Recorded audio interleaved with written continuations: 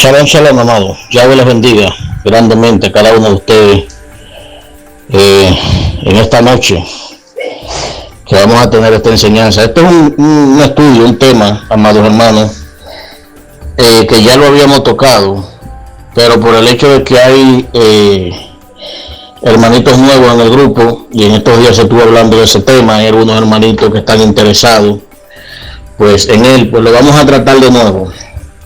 Y el texto base que vamos a utilizar para comenzar es Marcos capítulo 16 del verso 17 al 18. Dice el texto: estas señales seguirán a los que creen, dice Yeshua, estas señales seguirán a los que creen. En mi nombre, en mi Shem, echarán fuera Sheidim y hablarán nuevas lenguas. Y tomarán en las manos serpientes y beberéis cosas mortíferas. No les harán daño, y sobre los enfermos pondrán sus manos y sanarán. Y tomarán en las manos serpientes y beberéis cosas mortíferas y no les harán daño. Y sobre los enfermos pondrán las manos y sanarán. Aquí en el texto de Marcos capítulo 16 verso 17 al 18 es la primera vez que se utiliza en el Brit Hadasha la palabra lengua. Es importante que entendamos esto, porque aquí Jesús está hablando de los dones que iban a poseer todos aquellos talmidim que le servían a él. Y en mi nombre hablarán nuevas lenguas. La palabra para nueva, ahí es la palabra glosa. Perdón, la palabra para lengua es la palabra glosa, la palabra griega glosa. Y glosa en griego quiere decir idiomas, dialecto. Les voy a enviar la palabra ahora para que puedan comprobarlo. Mientras que la palabra que se traduce como nueva allí es kaino. Kaino en el griego no quiere decir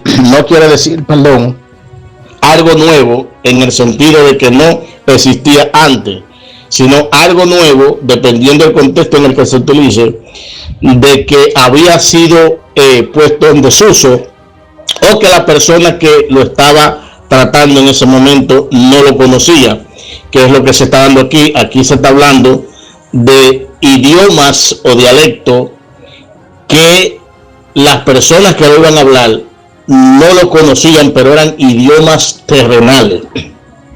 Eso es importante entenderlo. Aquí es el primer texto donde aparece la palabra lengua, que es la palabra griega glosa, y significa idioma, dialecto. Le voy a enviar la palabra para que entendamos que donde quiera que aparezca esta palabra, la palabra lengua, de ahora en adelante, es la palabra glosa y significa idioma. Sigamos. Pues bien, amado, como le decía, esta es la primera vez que aparece la palabra glosa en el libro de Marcos capítulo 16 del 17 al 18. Cada vez de ahora en adelante que veamos esta palabra en los textos donde se van a utilizar, quiere decir idioma, dialecto. Y ahora sí vamos a ir al texto de el libro de los Hechos capítulo 2 del verso 1 en adelante. Libro de los Hechos capítulo 2. Libro de los Hechos capítulo 2, verso 1 en adelante. Dice la escritura: cuando llegó el día del Pentecostés, estaban todos unánimes juntos.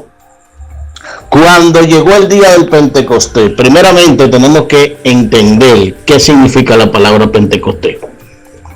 Tenemos que entender qué significa la palabra Pentecostés para que nos vayamos poniendo en contexto. ¿Qué significa la palabra Pentecostés? Porque muchos hablamos de Pentecostés, pero a veces no sabemos qué significa la palabra Pentecostés. ¿De dónde viene esa palabra? ¿De dónde se deriva esa palabra? ¿Qué es lo que quiere decir esa palabra? La palabra Pentecostés es una palabra griega. Y en griego quiere decir 50. Eso es lo que significa la palabra Pentecostés en griego. Significa 50. Ahora, ¿50 qué? Eso es lo que tenemos que entender ahora. ¿50 qué? 50 días, porque el Eterno estableció que desde Pesaj hasta Shavuot, o fiesta de la semana, como se conoce, como es el nombre de la Moed, de la fiesta en hebreo, conocido en el castellano como Pentecostés, se tenían que contar 50 días.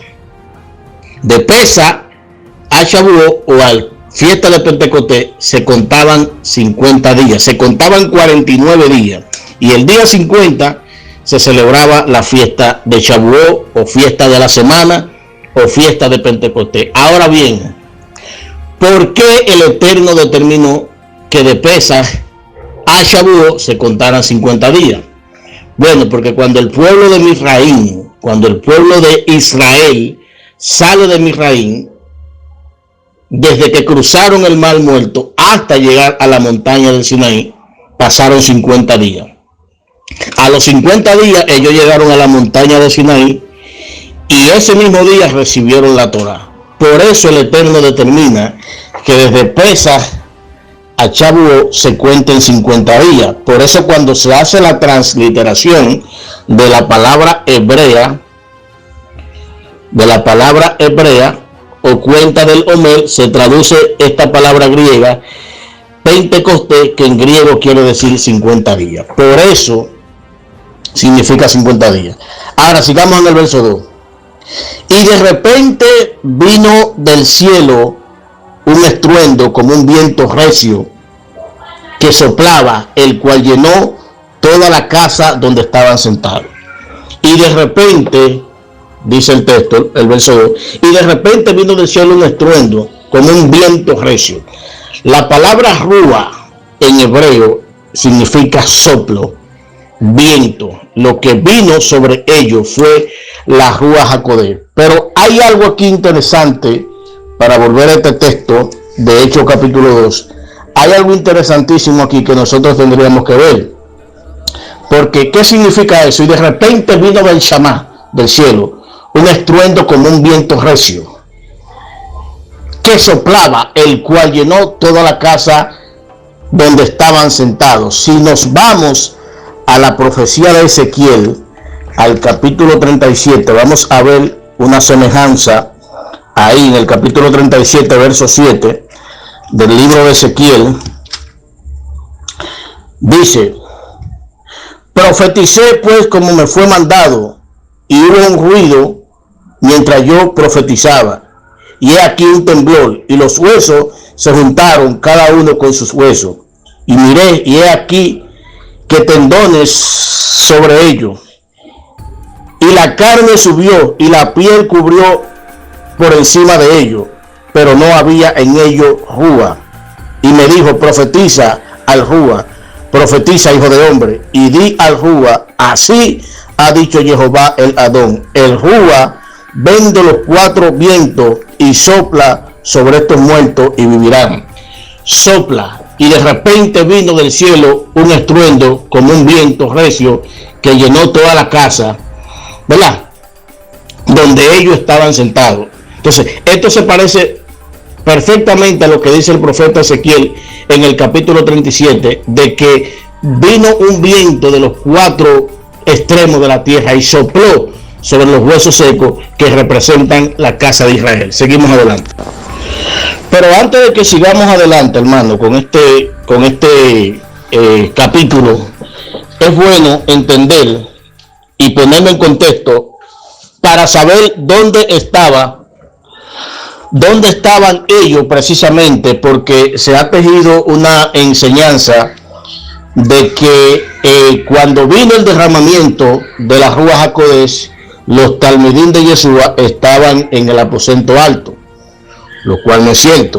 Si leemos en el capítulo 1 del libro de los Hechos, verso 12, dice: entonces volvieron a Jerusalén desde el monte que se llama el Olival, el cual estaba cerca de Jerusalén, mínimo de un día de reposo.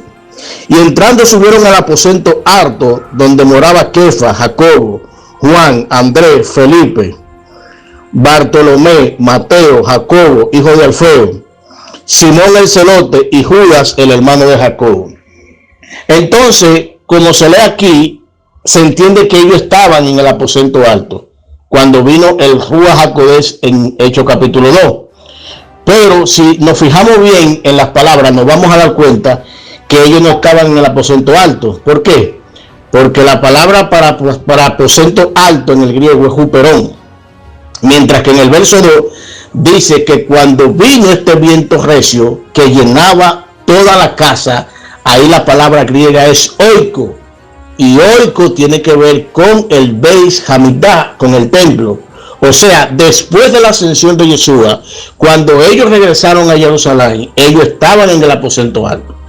Pero luego, 10 días después, cuando se cumplieron los 50 días del Pentecostés, cuando ellos regresaron, cuando se cumplieron los 50 días, ellos descendieron al templo.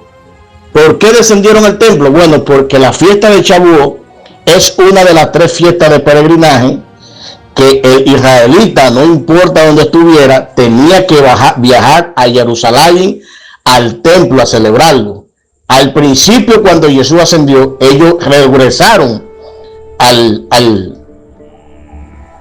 aposento alto. Pero luego, cuando se cumplieron los 10 días que faltaban de los 40 días, porque Jesús se estuvo presentando durante 40 días a los talmidín, ellos descendieron cuando vino el día del Pentecostés. Cuando vino la fiesta de Shavuot, ellos descendieron al templo.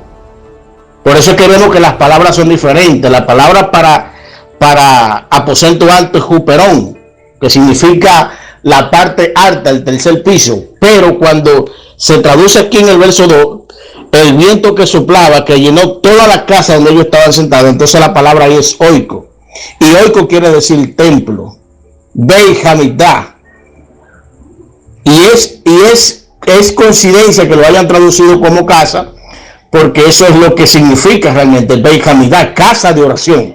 Entonces, le voy a mandar las 2 palabras para que ustedes confirmen que en el momento que Yeshua asciende a los Hashamay, ellos fueron al aposento alto. Pero cuando llegó el día del Pentecostés, cuando llegó el día de Shavuot, ellos entonces ya estaban en el templo. De hecho, si seguimos leyendo el texto del libro de los Hechos, nos vamos a dar cuenta que cuando Kefa toma la palabra y da el discurso, se convirtieron 3,000 personas.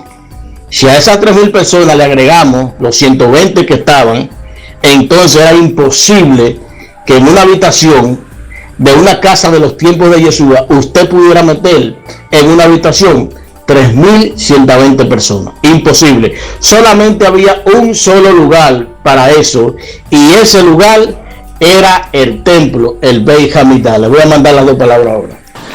Aquí podemos ver que aquí le envío las 2 palabras, tanto la palabra aposento alto como la palabra casa que aparece en el verso 2. Y ahí nos damos cuenta que está hablando de lugares diferentes. De que cuando viene el derramamiento de la Ruach HaKodesh, ellos estaban en el templo, estaban en el Beis Hamidah, estaban en la casa de oración. Ahora seguimos leyendo en el verso 3. Dice el verso 3 del libro de los Hechos capítulo 2. Y se le aparecieron lenguas repartidas como de fuego, asentándose sobre cada uno de ellos.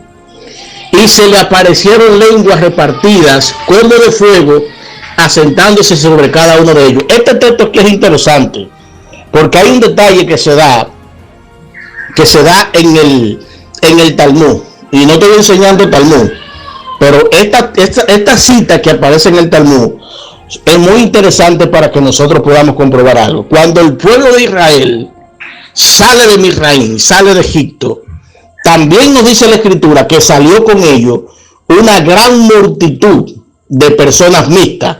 Ahí había gentiles, había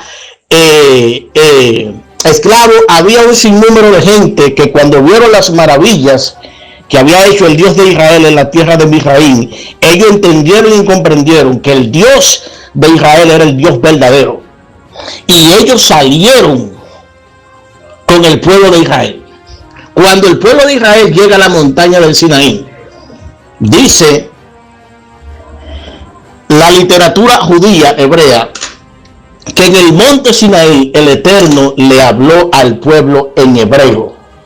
Pero ¿qué sucede? Que ahí estaban gentiles que habían venido de diferentes naciones, que habían salido de Misraim con el pueblo de Israel, y para que ellos pudieran entender lo que el Eterno iba a decir ahí, para que ellos pudieran entender, dice el Talmud que se le aparecieron lenguas como de fuego, asentándose sobre ellos, de manera tal que cuando el Eterno le hablaba a su pueblo, que conocía y dominaba el hebreo, todos aquellos gentiles que estaban en la base de la montaña podían entender perfectamente lo que el Eterno le decía a su pueblo. Interesante lo que dice el Talmud sobre esa cita bíblica.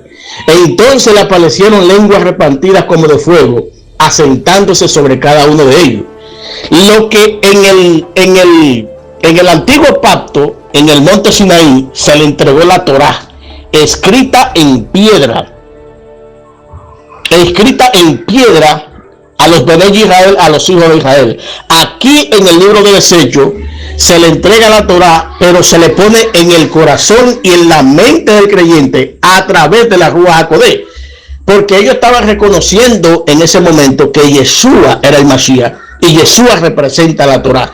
El pacto, el Brit Hadashah que se había establecido en Jeremías 31, del verso 31 al 33, estaba dándose cumplimiento aquí en el libro de los Hechos capítulo 2, porque aquí el Eterno estaba poniendo en la mente y en el corazón del creyente la Torá que fue dada en piedra en el Sinaí. Amén.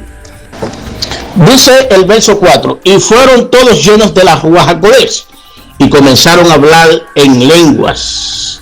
En lenguas. Aparece ahí también la palabra glosa que le mencioné al principio en Marcos 16, 17. La palabra glosa, que significa idioma, aparece aquí. Y fueron todos llenos de la Ruach HaKodesh y comenzaron a hablar en lengua según el Ruach le daba que hablasen. Dice el 5. Moraban entonces en Jerusalén Yehudí, varones piadosos de todas las naciones bajo el cielo. Y hecho este estruendo, se juntó la multitud y estaban confusos, porque cada uno les oía hablar en su propio idioma. Y hecho este estruendo, el truendo es el viento recio que vino, ese mismo que se menciona en Ezequiel 37.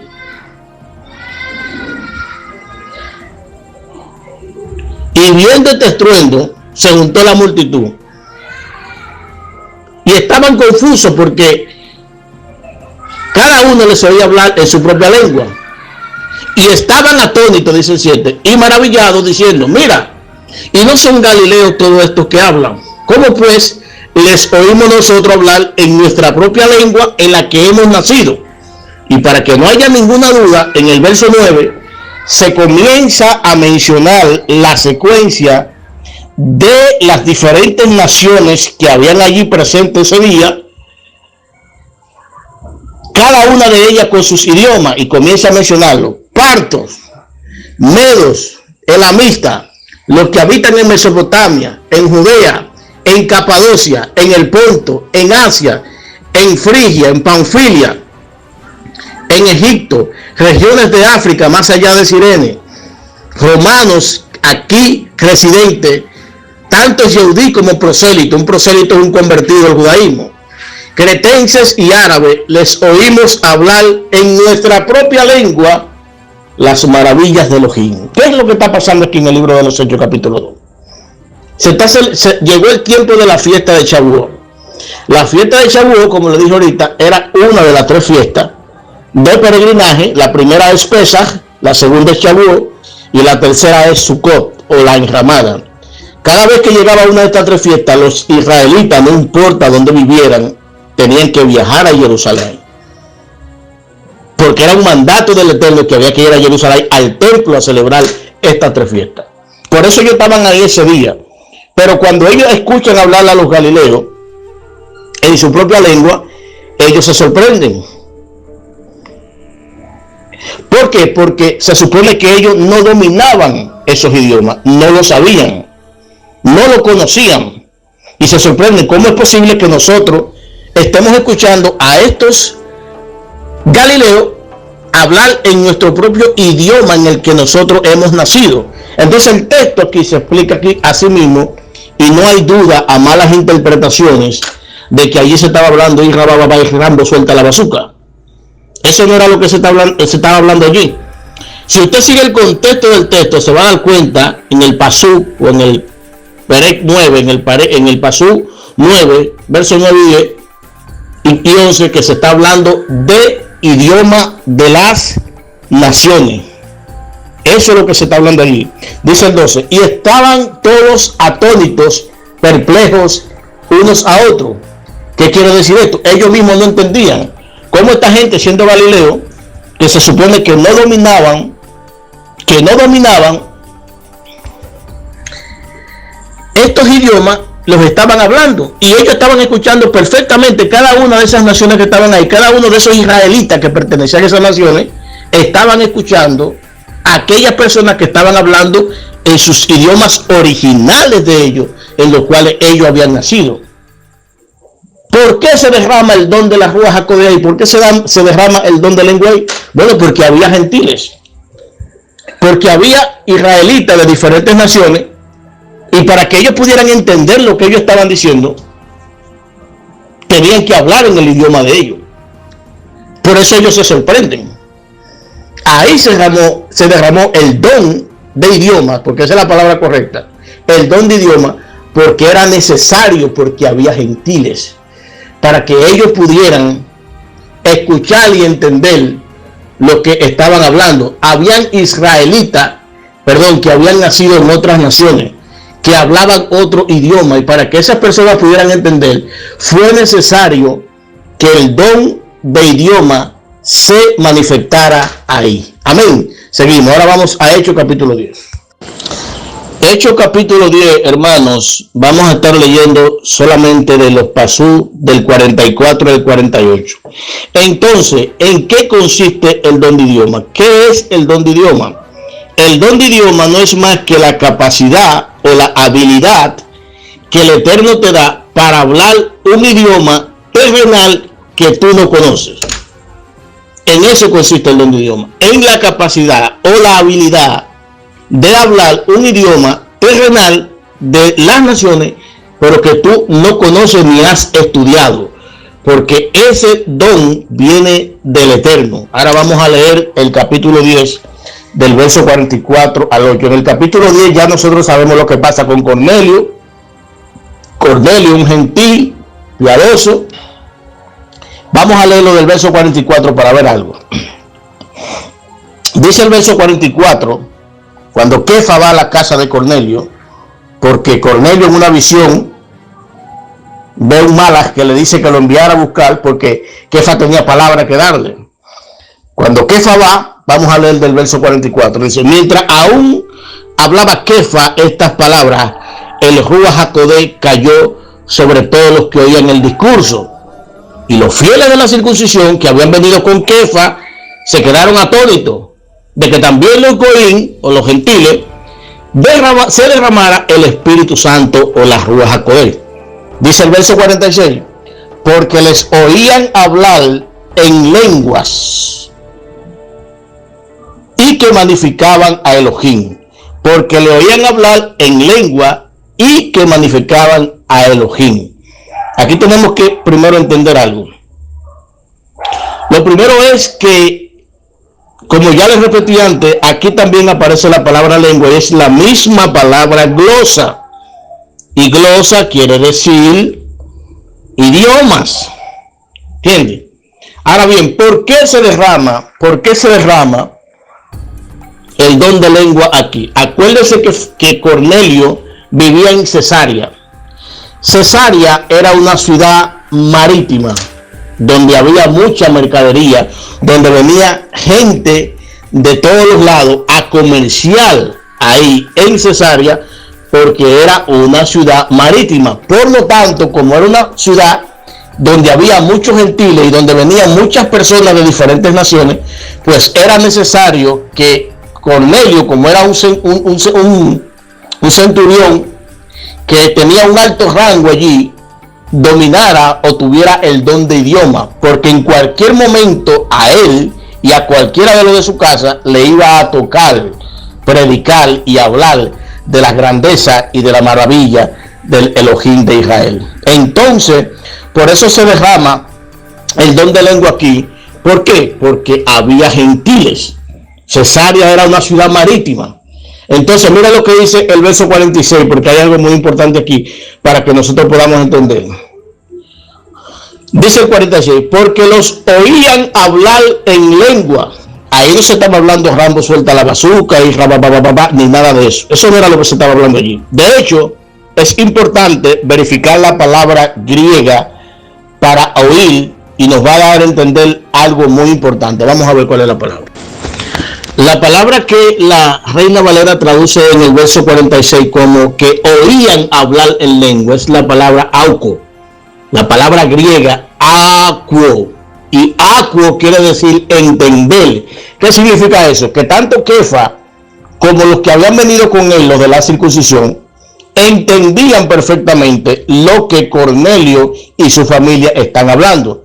Acordémonos que Kefa era Yehudí y los que venían con él también era Yehudí. ¿Qué significa eso? Que su lengua materna era la hebrea, que es precisamente y entendible que lo que Cornelio y sus talmidín y sus familias estaban hablando era la lengua hebrea. Por eso la palabra ocuo significa entender. ¿Qué significa eso?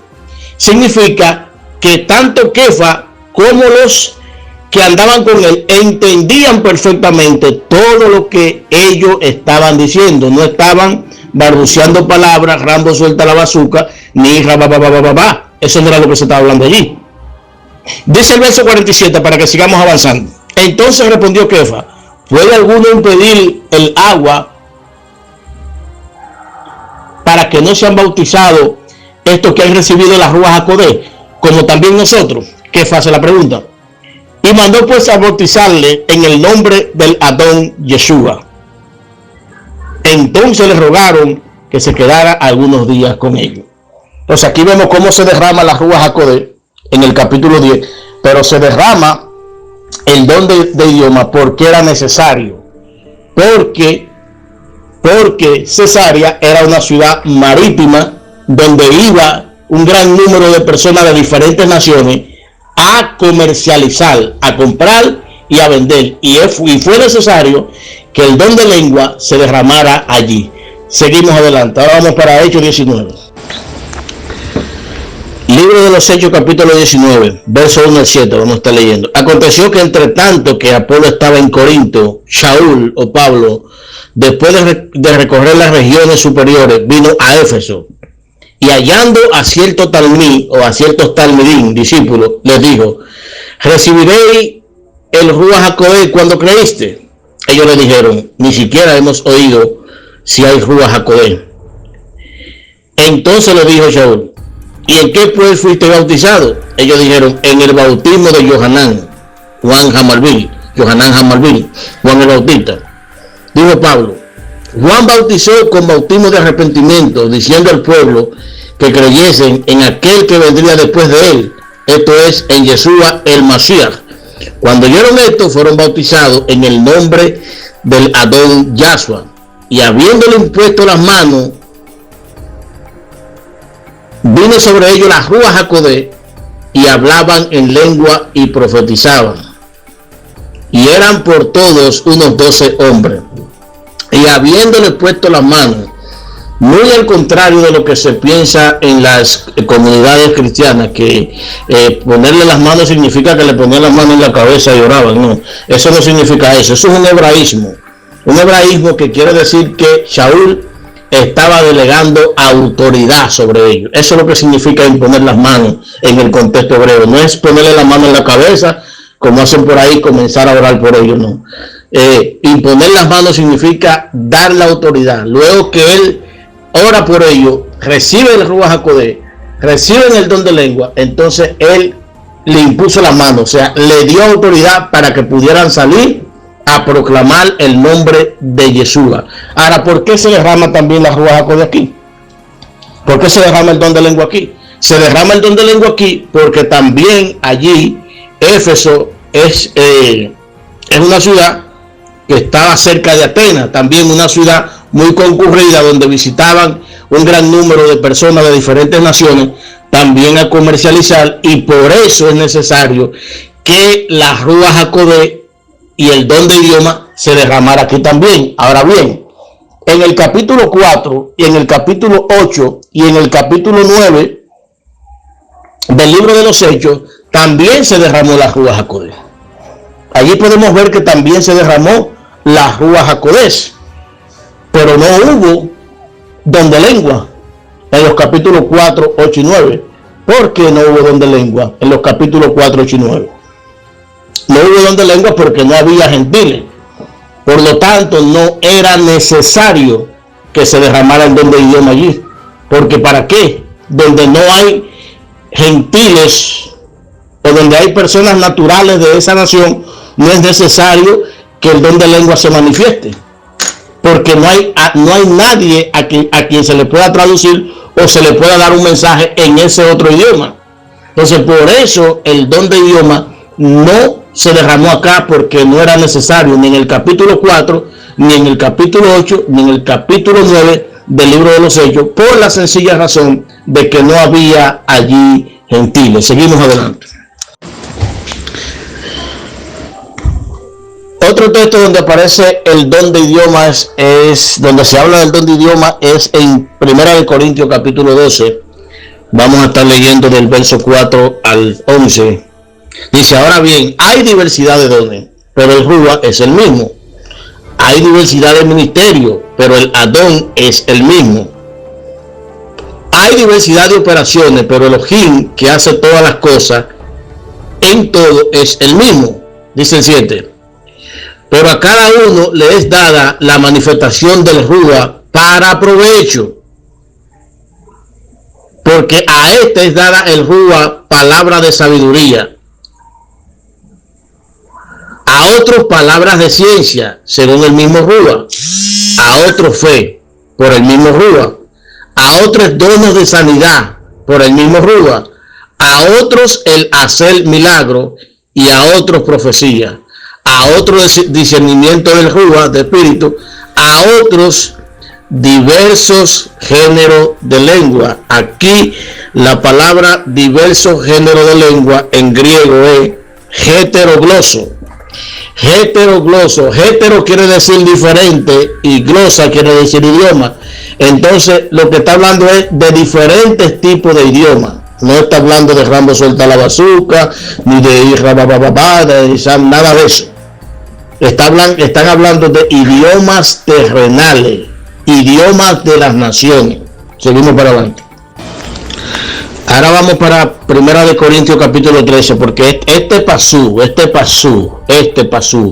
primer pasú de este capítulo, ha sido muy mal interpretado, pero muy mal interpretado dentro de las comunidades cristianas. Y si yo hablase lenguas humanas y angélicas y no tengo amor, vengo a ser como metal que resuena o símbolo que retiñe. Y si yo hablaré lenguas humanas y angélicas, es precisamente este texto que toma mucha gente para decir que Shaul estaba diciendo que se podía hablar lenguas angelicales. Pero esto es cierto. Lo primero aquí es que la palabra angelical, lengua angelical, eso es un hebraísmo. Un hebraísmo. Y en hebreo esto es Lashon HaKodesh, o la lengua de santidad. Y la lengua de santidad es el hebreo, porque según lo que se cuenta en el judaísmo, el hebreo fue el idioma que el Eterno utilizó para crear el mundo. Por lo tanto, es un idioma que viene de los Hashamayim, de los cielos. Entonces, por eso Shaul hace la distinción de lenguas humanas o de idiomas humanos, porque esa es la palabra correcta, la palabra idioma. Idiomas humanos, que son los restos de idiomas de las diferentes naciones, y el hebreo, que es el Lashon, la palabra lengua en hebreo es Lashon HaKodesh, la lengua de santidad. Eso es lo que significa este texto cuando habla aquí que si yo hablara lenguas humanas o lenguas angelicales. Las lenguas humanas a las cuales Shaul está hablando aquí son los diferentes idiomas de las diferentes naciones, mientras que en la Lashon HaKodesh, que es la lengua de santidad, La Shon HaKodesh, lengua de santidad, está hablando del idioma hebreo, que fue con este idioma que el santo bendito sea, creó el cielo. Por lo tanto, es un idioma que viene de los Hashamai. Por eso Hashaul hace una diferencia entre lenguas angelicales, que no es más que el hebreo. El hebreo es un hebraísmo, lenguas angelicales, la Shon HaKodesh. Ahora bien, yo le hago una pregunta. ¿En qué texto de la Biblia, en qué texto de la Escritura aparece que cuando los malajim enviados por el Eterno, Yahweh Sebaot, vinieron a traer un mensaje a la tierra, hablaron en lenguas angelicales? Muéstrame un solo texto. ¿En qué texto de la Escritura aparece un texto, aparece que cuando el Eterno enviaba a cualquiera de sus malajim, de sus ángeles, a traer un mensaje a alguien a esta tierra, hablaba en lenguas angelicales? Si un malaj, un ángel, venía a hablar en lenguas angelicales o a traer un mensaje en lenguas angelicales, como se supone, la persona al cual iba destinado ese mensaje, ¿cómo lo iba a comprender? Si el malaj, el ángel, no hablaba en el mismo idioma de la persona a la cual él era enviado, ¿cómo él iba a entender el mensaje?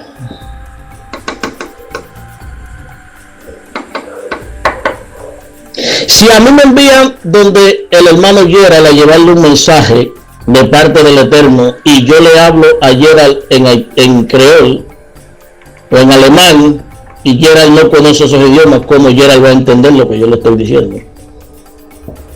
Nunca en la Escritura aparece donde un malaj enviado por el Eterno a llevarle un mensaje a un siervo de Elohim habló en lenguas angelicales, porque si no, ¿cómo la persona que iba a recibir el mensaje lo iba a escuchar, lo iba a entender? ¿Cómo lo iba a interpretar?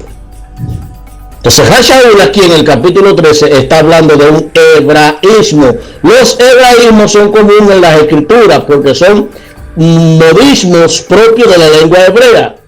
Está hablando de las lenguas humanas, el resto de los idiomas de las naciones, y la Lashon HaKodesh, que es el idioma de santidad, el idioma con el cual se hizo los Hashamai y la Hare, porque es una Lashon, lengua, un idioma que viene de los Hashamai. Eso es lo que significa ese texto. Seguimos adelante. Entonces, queridos amados, ahora llegamos al capítulo 14 y vamos a leer varios versos aquí para que podamos entender algunas cosas. Es importante entender que la Kehilat o la Kehilot o la Cajal, la congregación de Corintios, no era una congregación que se caracterizaba por el buen comportamiento o el buen ejemplo. Si nos vemos en todas las cartas de Corinto, como Pablo se la pasa reprendiendo a los corintios. De hecho, en el capítulo 5, él le dice que hay algunos ahí que viven con la mujer de su padre. Hasta ese tipo de pecado, de incesto, se cometían en esta iglesia. O sea, no era una iglesia moderna, no era una iglesia modelo, ejemplo, que se podía tomar por ejemplo. Era una iglesia a la cual Shaul, el rabino Pablo, vivía reprendiendo. Pablo estaba ordenando lo que había, ahí en una iglesia que había mucho desorden. Entonces, eso hay que entenderlo. Entonces vamos a ver lo que dice el capítulo 14. Seguid el amor, dice el verso 1, y procurad los dones espirituales, pero sobre todo que profeticen, dice Rashaul. Seguid el amor y procurad los dones espirituales. Son buenos los dones espirituales. Ahora, ¿para qué son dados los dones a la Kehilot? ¿Para qué son dados los dones a la Kehilot? Para edificar a la Kehilot. Dice el verso 2, porque el que habla en lengua no habla a los hombres, sino a Elohim, y nadie le entiende, aunque por el Rúa hable misterio. Este texto también, este paso tienden a malinterpretarlo, porque el que habla en lengua no habla a los hombres, sino a Elohim, pues nadie entiende, aunque hable misterio. ¿Qué significa eso? Supongamos que todos estemos en una congregación y todos somos dominicanos, todos somos argentinos, o todos somos boricuas, o todos somos panameños, o todos somos venezolanos, pero en la congregación se levanta un hermano y comienza a hablar en alemán. Nadie en la congregación habla alemán, pero se levanta un hermanito hablando alemán. ¿Quiénes de la congregación van a entender lo que está diciendo la hermanita? Si está hablando un idioma que el resto de la congregación no lo entiende. Porque el que habla en lengua no habla a los hombres, sino a Elohim. Los que están en la congregación no entienden ese idioma alemán que la hermana está hablando. Ni ella misma lo entiende porque ella no entiende el alemán, pero Elohim sí lo entiende. ¿Por qué? Sencillo, porque Elohim conoce todos los idiomas. Eso es lo que significa eso. Nadie lo entiende. ¿Cómo lo van a entender si está hablando un idioma que no es el idioma natural de la congregación? Es un idioma extranjero que ninguno de ellos lo conoce. Seguimos en el verso 3. Pero el que profetiza habla a los hombres para edificación, exhortación y consolación. El que profetiza. Dice el verso 4, el que habla en lengua extraña, ojo, esa palabra extraña no aparece en el griego original, no está. Y si no está, ¿qué significa eso? Que fue añadida. El que habla en idioma, a sí mismo se edifica. Pero el que profetiza, edifica a la cajal o a la quejilá. El que habla en lengua, a sí mismo se edifica. ¿Se lo entiende? Pero el que profetiza edifica a la cajal. Dice el 5, así que quisiera que todos vosotros hablasen en lengua, pero más que profeticen. Porque mayor es el que profetiza que el que habla en lengua, a no ser que la interprete. ¿Para qué? Para que la quejiló reciba edificación. Si usted habla un idioma en medio de la iglesia, en medio de la congregación, que nadie domina y nadie sabe, ni usted mismo, ¿de qué manera la iglesia puede ser edificada? Explíqueme. Si usted habla un idioma diferente al que habla todo el mundo en la congregación y ni usted mismo lo entiende, ¿cómo la iglesia va a ser edificada? Dícese, ahora pues, hermano, si yo voy a vosotros hablando un idioma, ¿en qué os aprovechará? Si no hablaré con revelación, o ciencia, o profecía, o con doctrina. Dice el 7. Ciertamente las cosas inanimadas producen sonido, como la flauta, la citara. Si no dieran distinción de voces, ¿cómo sabrán lo que se toca con la flauta o con la citara? ¿Cómo tú puedes identificar el sonido de una guitarra? ¿Cómo tú puedes identificar el sonido de una flauta? Porque cada uno de esos instrumentos da un sonido específico y por lo tanto ya tú lo conoces y al momento que suena ya tú sabes cuál instrumento está sonando. Dice el 8, y si la trompeta diera un sonido incierto, ¿quién se preparará para la batalla?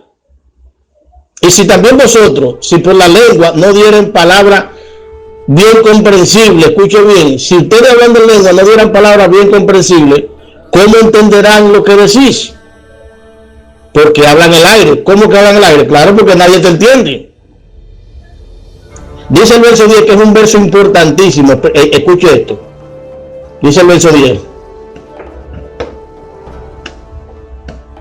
Tantas clases de idiomas hay seguramente en el mundo y ninguno de ellos carece de significado. Rachaúl está diciendo aquí, en el mundo hay diferentes, muchísimos idiomas y ninguno carece de significado. O sea, todos tienen un significado, todos pueden ser entendidos. Entonces, ¿cómo es que se hablan cosas hoy en día que ni siquiera los que están hablando entienden lo que se está diciendo? Seguimos con ese mismo texto. Dice Rachaúl en el 11, pero si yo ignoro el valor de las palabras, seré como un extranjero para el que habla. O el que habla será como un extranjero para mí. Lógico, si tú estás hablando en un idioma que ni tú ni yo dominamos, ¿cómo lo vamos a entender? Si tú me hablas en un idioma que yo no estoy entendiendo, para mí tú eres un extranjero. Y si yo no te estoy entendiendo a ti, yo también soy para ti un extranjero. Así también vosotros, dice el 12, pues anheláis los dones espirituales, procurad abundar en ellos para edificación de la cajal.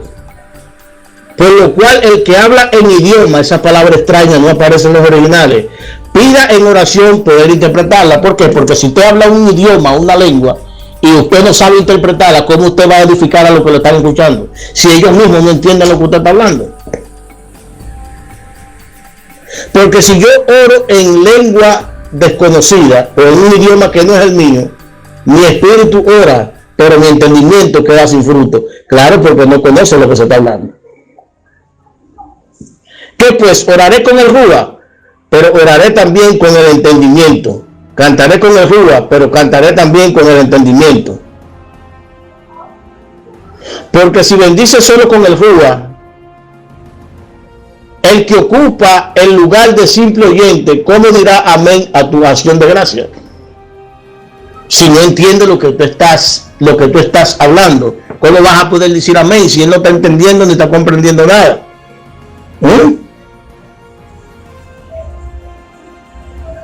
Dice el 17, porque tú a la verdad bien da gracia, pero el otro no es edificado. ¿Por qué no es edificado? Porque no entiende.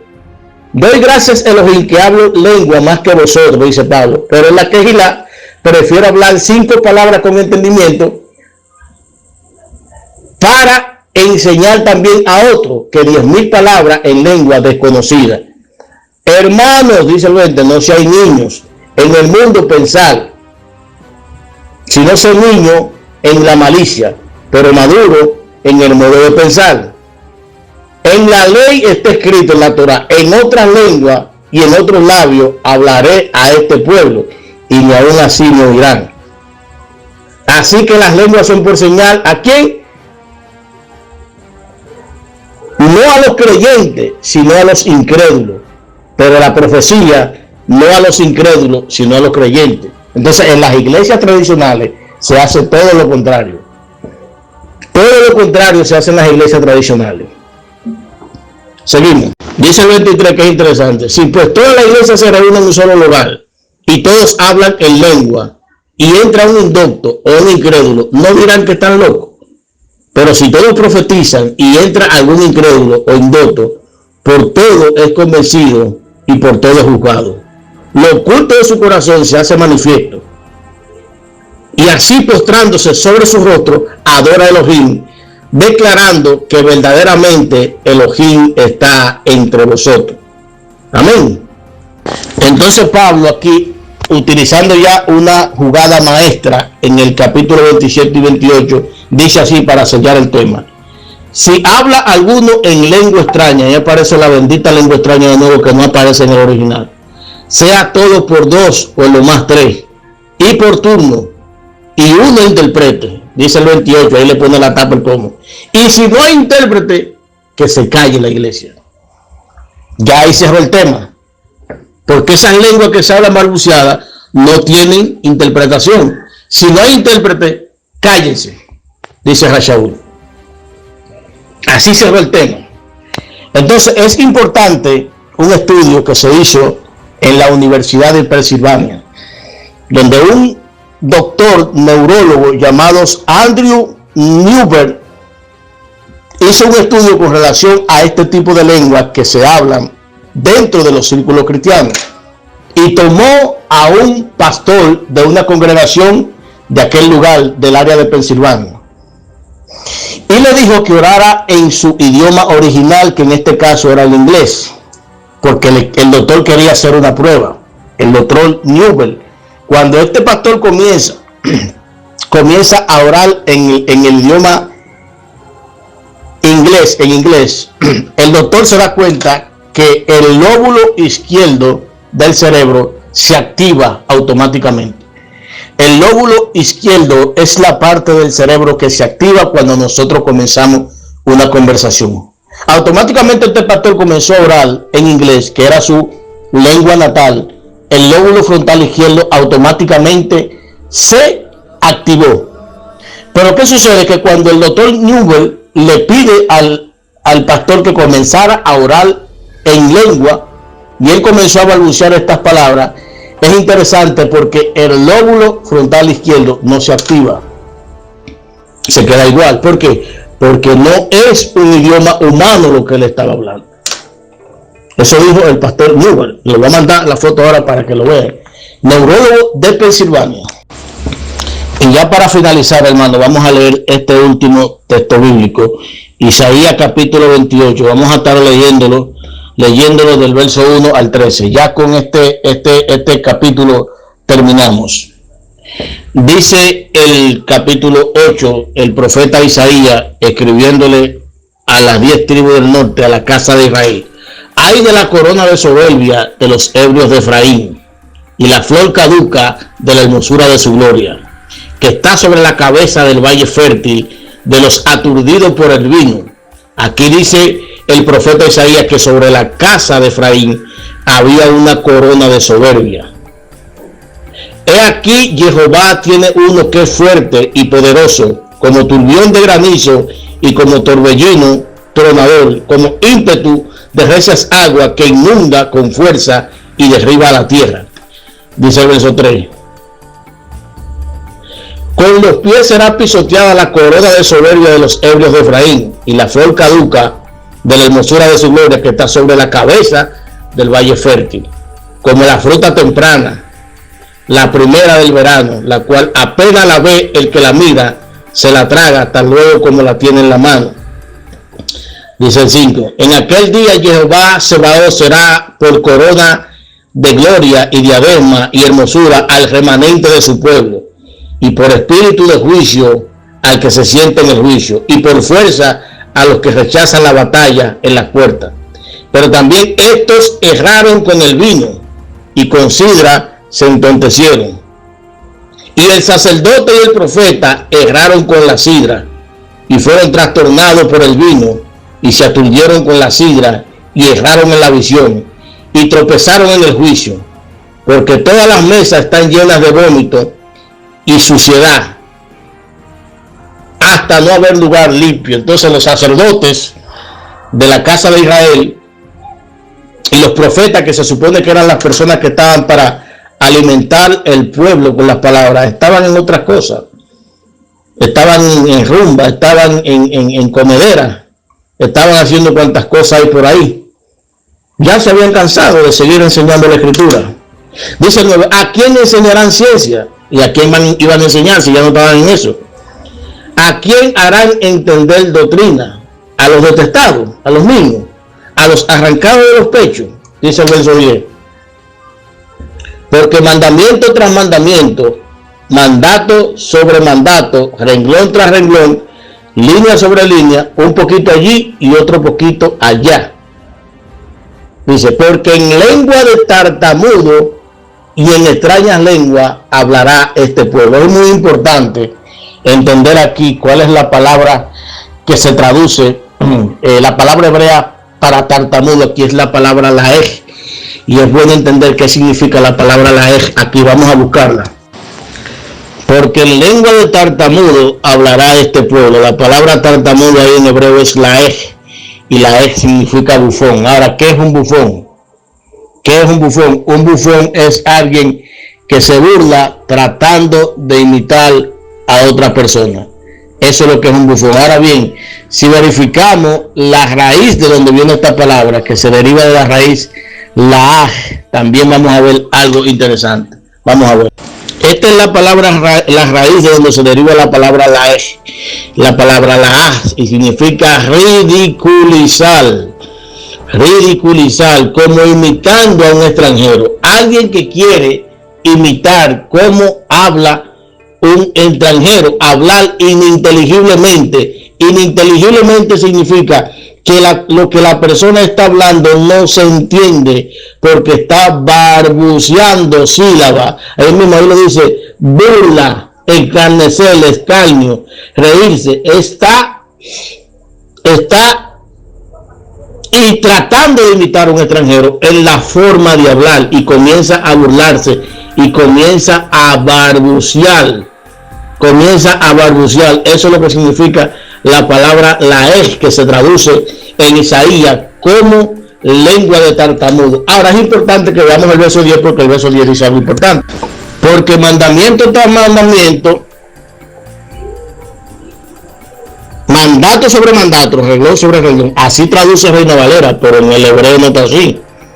El hermano Gerald subió una palabra en estos días, un texto donde decía como está escrito: Saulacao, Saulacao, Saulacao. Eso es lo que dice, como si estuviera tartamudeando sílabas intangibles. Pero esas palabras que se traducen como Saulacao, Saulacao, en el hebreo tienen un significado. Y hay dos palabras, está la palabra Saul y está la palabra Cao. Yo se las voy a enviar para que ustedes entiendan qué es lo que significa eso. Saulacao, Saulacao. La palabra Saul en hebreo significa mandamiento. Mandamiento. Y la palabra Cao significa cordón. Significa un cordón para medir, una regla, una cuerda musical. O sea, hay un cordón entre la casa de Israel, un cordón por el cual el Eterno pues mantenía los mandamientos de él hacia la casa de Israel. Pero ellos, ¿qué hicieron? Ellos cortaron este cordón, porque a ellos no les interesaba seguir los mandamientos del Eterno. Ellos estaban cansados. Por eso que dice, pues mandamiento tras mandamiento, hay más mandamientos y líneas sobre... Y ya ellos estaban cansados de eso, ellos no querían seguir los mandamientos del Eterno. Entonces el Eterno como castigo a la casa de Israel, le dice que en lengua de tartamudo este pueblo se iba a comunicar. La palabra tartamudo es la palabra laej, que significa bufón. Alguien que imita, alguien que se burla, alguien que quiere imitar un extranjero en la forma de hablar. O sea, ¿qué quiere decir eso? Que eso fue un castigo que el Eterno permitió sobre la casa de Israel. Y todo el que habla en ese modo puede decir a ciencia cierta que desciende de una de las 10 tribus de Israel. Porque eso el Eterno lo permitió en la casa de Israel como un castigo que hablen así. Y con esta cita bíblica del rabino Yeshua, yo termino este estudio. Mateo 6:7. Interesante lo que dice allí. Con este texto termino. Mateo 6:7. Dice Yeshua: y orando no uséis vanas repeticiones, como los goyín, los gentiles, que piensan que por su palabrería serán oídos. Y orando no uséis vanas repeticiones, como los gentiles, que piensan que por su palabrería serán oídos. Aquí entonces Yeshua está prohibiendo que cuando se ore se usen vanas repeticiones. Vamos a ver cuál es la palabra griega original que se usa ahí para traducir la palabra vanas repeticiones, y se van a sorprender. La palabra griega que se traduce como vanas repeticiones en el griego es batologeo, y batologeo significa tartamudear, tartamudo, de lo mismo que está hablando Isaías capítulo 28 verso 11, porque en lengua de tartamudo hablará este pueblo. Pero Yeshua le está prohibiendo a su talmidín que cuando oren lo hagan tartamudeando, vanas repeticiones, porque lo que hace es que repiten una frase varias veces, barbucean una frase varias veces. Y aquí nuestro rabino Yeshua HaMashiach está prohibiendo eso. Así que usted saque sus propias conclusiones. Espero que usted haya entendido y comprendido. Debo reconocer que al principio tuve una lucha muy fuerte, no sé qué pasaba, pero estaba como contrariado. Tuve que reprender, pero pude seguir adelante. Primera vez que me pasa eso, no sé qué pasó. Así que yo espero que ustedes lo hayan disfrutado. Y Laila To, Shalom Shalom.